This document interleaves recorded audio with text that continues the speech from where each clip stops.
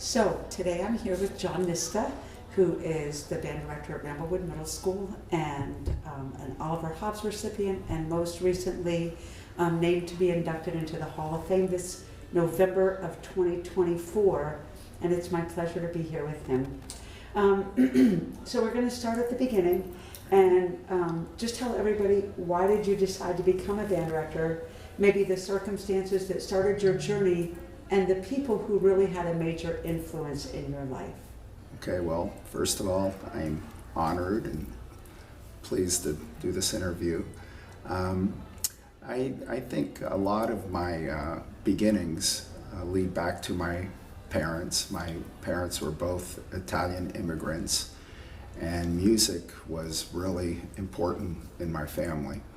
Although my parents, neither of them played an instrument, there was always music in our house.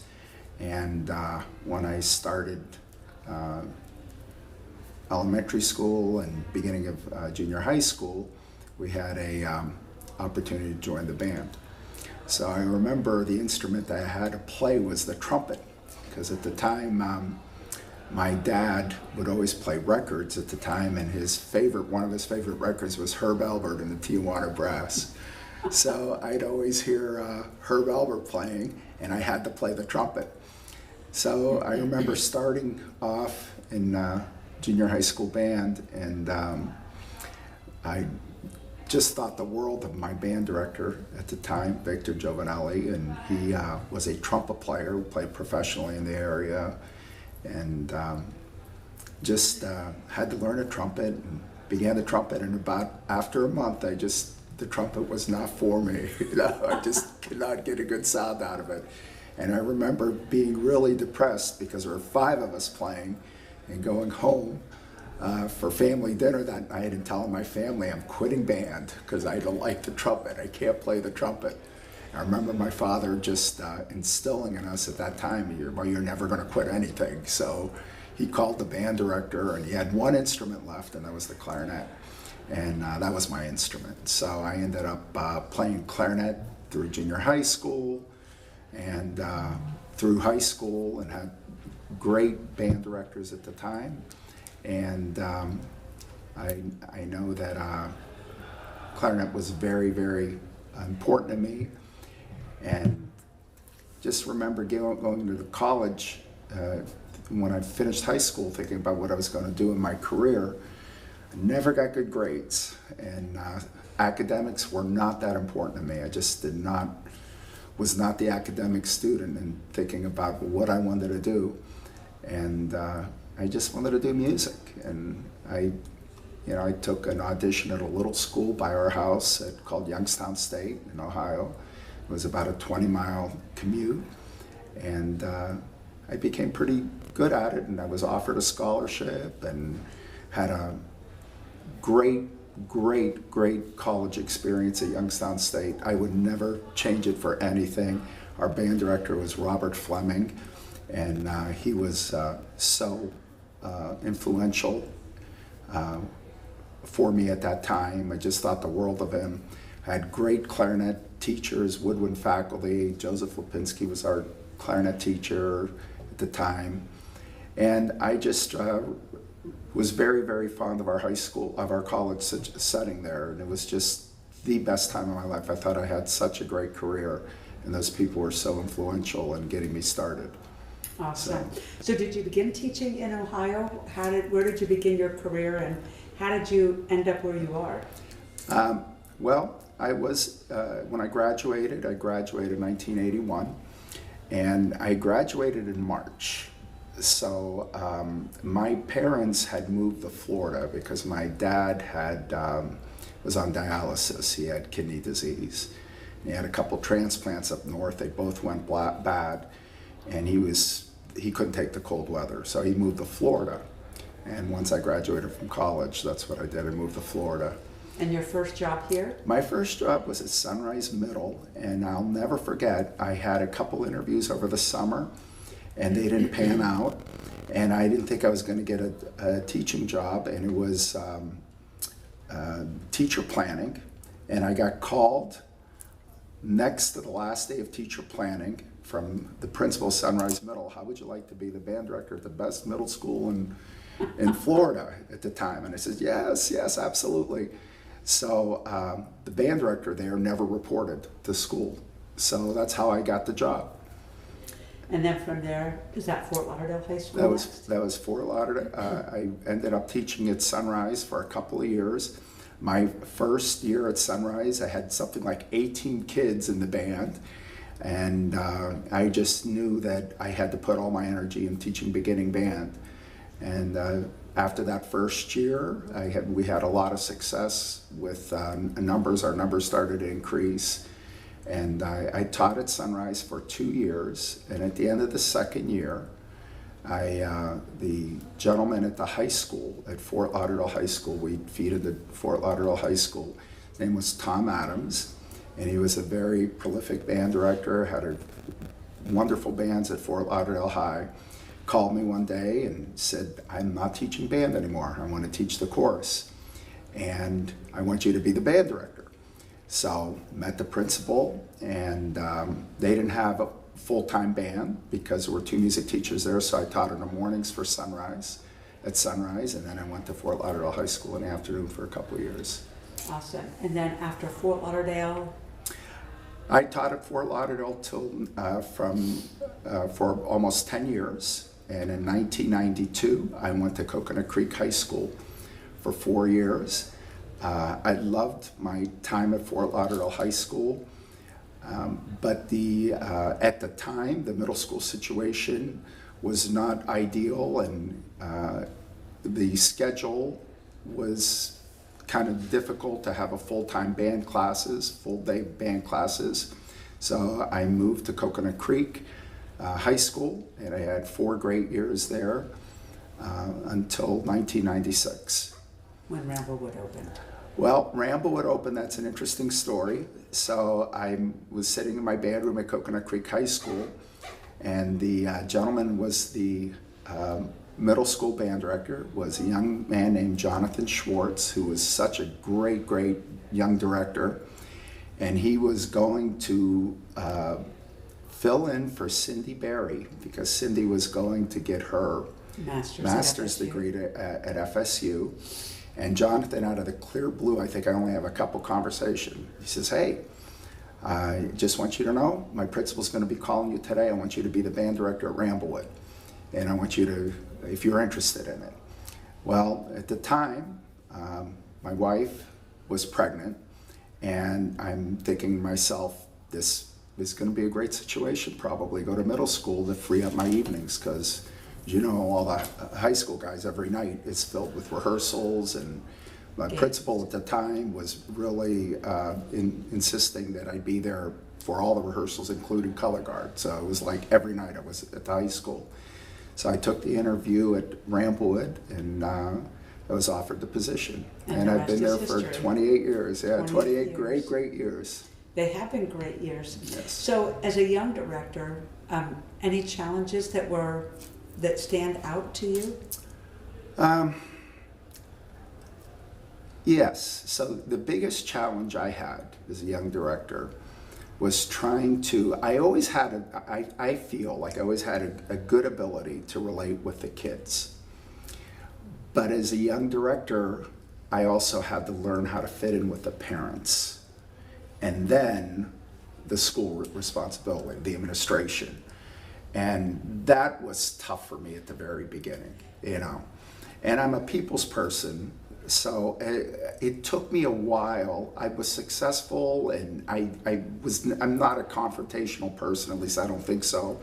So I always try to get along with everybody, and I've had great relationships with parents. But I learned in my young years I was giving in to what they wanted and not necessarily what was best for our program or the students. As we were both young directors when we taught high school, it's a challenge. It was a challenge. It is a challenge. So, the pivotal moments in your career, I remember you as the director at Fort Lauderdale and at Coconut Creek, and your bands were good, but what you've done at Ramblewood has been incredible. So, pivotal moments? Pivotal moments, okay. So I remember starting off at Ramblewood in 1996, and wonderful band programs. As I said, John Schwartz always did a great job, but I was always insecure with myself because I knew that first band was not my kids. That was Jonathan's product. And I remember getting these kids, and they played. So I remember our first FBA program was Toccata for Band. We did. And the kids, like I said, were amazing. Several of those kids that year ended up being professional musicians, were really successful. And remember, the funny things, I remember getting off stage and just taking a deep breath, a sigh of relief, and being met by Neil Jenkins, who shook my hand. I never forget that. He congratulated me on a great performance. But the second year was also quite eventful. It was wonderful. We had such great musicians. We were able to do fours at that time, threes and fours. But it wasn't until my third year, because those were my kids, that I started in beginning band. And that was the first moment I knew, okay, Ramblewood is my place to be. It's been your home for a long So time. it's been my home away from home.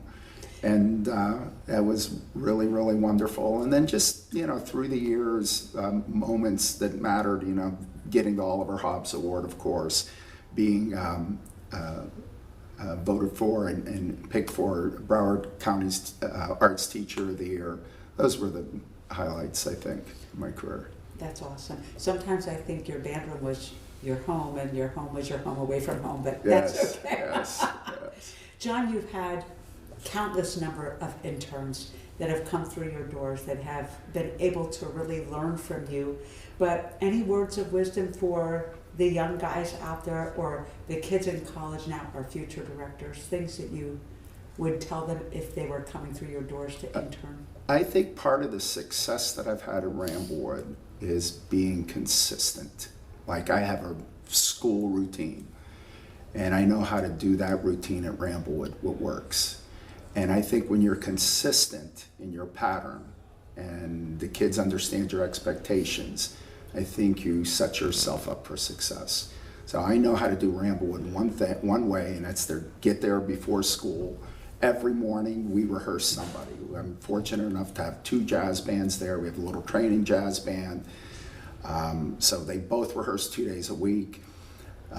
We have a marching band that is not mandatory. Whoever wants to show up on Fridays, we meet in the cafeteria, and we'd always have 200 kids in there. And the months of September, October, November, such a great way to get those kids to play, because we would learn 5, 6 marching tunes that we would do for parades. And then I think the other thing about being consistent, the kids understand your expectations. So I was able to, if a kid didn't show up for rehearsal, and I was able to, have a good relationship with the parent. I called the parent, hey, we really need them. And I think that's important, is to be consistent in your pattern and love your kids, because that's the most important thing. We could not be successful without the kids. But I think the kids are, if they understand your expectations and what you expect from them, it's their home too, that they feel comfortable. And you can do that when they know you love them. When you know you love them, yeah. So your relationships and consistency. Yeah. I think that's important to develop over Yes. time with your students. Good. What do you think, John? I mean, we've known each other for, 38 years or something. Yep. But your character, above everything that you do in the band room, I think it's your character that comes through in all of it. But what is it, do you think, about that it sets you apart? It makes you, it puts you at a place where not a lot of directors, I don't think, necessarily always get to. Well, I think my character through the year has been developed from my parents. My dad was a baker, and before he got sick, I just remember him going to work at 2 in the morning, and working to 2, 3, 4 o'clock in the afternoon. And I think part of my character is that I'm old school, and I'm old-fashioned to an extent where I think the kids know that I come as a fatherly figure to them, and now a grandfatherly figure to a lot of them, as I've been called and referred to. But I think that has a lot to do with my work ethic. You know, I have a ton of energy in the morning. Like, there's nothing else I want to do in the morning, you know, other than teach and be with the kids. Come 1:30, John? I'm a little tired. I need a nap, yeah. Your work ethic has been amazing, and I hope inspirational to a lot of the directors in our county who have seen you over the years, and some of them younger, but the work ethic is incredible. And yeah, you're a dad to them, I think, and it's endearing. I think your students love that about you too. Pretty sure about that. Do you try to instill that same work ethic in your students? How do you get them year after year after year? You've had, at Ramblewood, you've been there 28, this is your 28th year. 28th year, yes. So you have 27 years of straight superiors, which you've never put in for a 5-year superior award. And I think all of your bands have gotten pretty much superiors. And so you could have like a wall thing going on. But how do you get them to produce that high quality year after year after year? Well, I think it's being consistent in a routine. I think that's the important thing, and I think a lot of it has to do with having people that I trust as mentors and helping me choose music and the right literature. But I think a lot of it has to do with the kids, trying to get them to buy into our system. I think that has been the biggest success. Well, they produce year after year after year, just really amazing NPA performances, but your regular concerts, your solo and ensemble representation is huge. Do you push that a lot with them? I do. I know at the very beginning, Ramblewood has changed a lot. And just like almost a lot of schools, the socioeconomic situation changes. So at my early career at Ramblewood, my first 15 years or so, to be in the top 2 bands, you had to do it. The third band, you either did the solo or you played a solo for class. And of course, I was able to have the beginners buy into it, and most of them did solos. So every year we were lucky enough to have 200 kids do solos, which was, I feel, is the most important thing. One of the most important things we do as band directors with solos. And now it's become more of a challenge this year, but I still have those challenges. The kids know ahead of time, hey, if you're picked for honors band, this is what you're doing, and you have to do a solo. There's no exception to that. Same thing with the second band. And the third band, I always had options with that. But we just started talking about solo and ensemble this past week, and a lot of the beginners are really excited about it, which is instrumental. Well, I know in our county we have to have 2 sites, one for everybody else and just one for your kids, usually the majority. But I agree with you, that makes a big difference in the overall quality of our programs. So how do you keep your edge, John? You've been doing this for 42, 43 years, and you're still at the top of your game. How have you managed to keep it there? Well, music, of course, is very important to me, but the most important thing in my life is that I'm a good husband and a good father. And we have a really good home situation. I've been with Christina now for 24 years, and she's my life, and I love, she had a child from a previous marriage, and I did too, and I love both of our kids, and we just learn they understand. My wife Christina happens to be the guidance counselor. So she talks me off the edge a lot, you know, and we have a great relationship. But that's so important. Like, we have such a great time together. Like, coming away, when I get home, I'm home, you know. And if I bring my work home, she's able to, and the kids are able to kind of get me to do that. So we just have a great relationship with that. But and so the balance of home and work is important. But I know that, like, every FMEA that I have been to, that we kind of hang out a little bit together. Yes. I mean, after 43 years, 42 years, you're still going to clinics. You're still learning. You're still out there trying to. Do we ever have it figured out, John? I don't think we ever figure it out. But we always learn something. We always learn something. And even this year, like a clinic, you know, a couple of clinics that I went to is just, you know, you just try to get a couple tools in your kit, you know, to take with you. I was at the Boston Brass Clinic. I've had my students chaw rhythm, and the kids, I show them the video of them doing it. Like, that's crazy, but Yep. we learn something new every time. Yes. And so you can look back on your career. You're very humble. It's endearing. It's a beautiful thing. And I know this has been difficult for you, but I always feel like you're just so deserving of everything that has come your way. And now you're getting ready to call it a day, which, gosh, you deserve that, kind of, you know. What are you going to do? Well, I hope to continue being in schools, helping young ones. I hope I do something every day with band.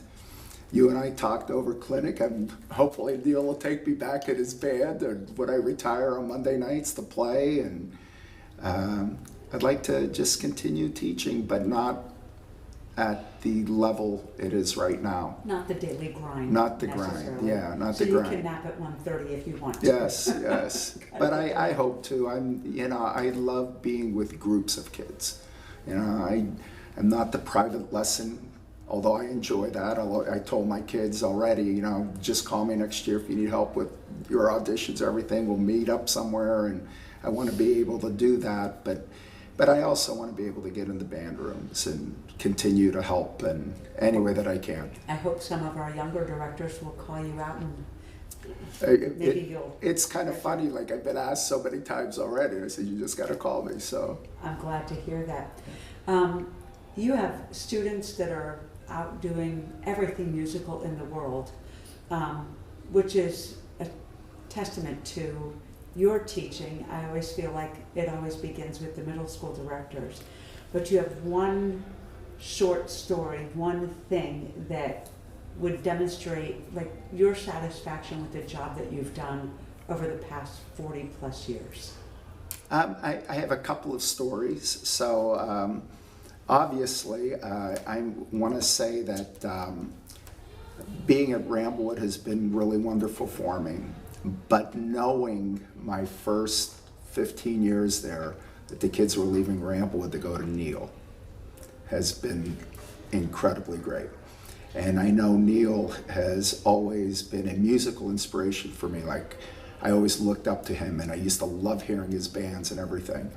But we had this great kind of bond together where the kids would go through the 7 years together. And then, you know, from time to time you lose touch with kids. And it was always great to hear from some of our kids. Like, one of our great kids, Kevin Pearl, became the solo oboist in the Milwaukee Symphony.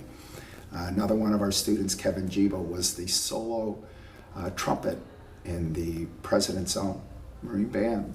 So those success stories are always wonderful. I have another student who is on the faculty of New England Conservatory of Music and is now in line to head up one of the top administrative positions in Michigan.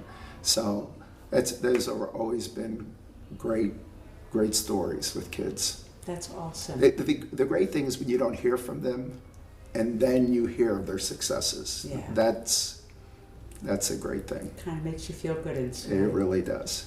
Well, I just, we have been friends for so long. I am just honored to be able to do your interview today for our legacy. I think there's a lot that our young directors and our seasoned directors can learn from your experience, but the work ethic, the love that you've had for your kids, the quality that you've been able to put out year after year after year has just been incredible.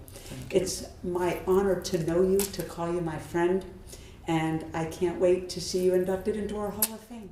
Well, thank you so much. I truly appreciate it, and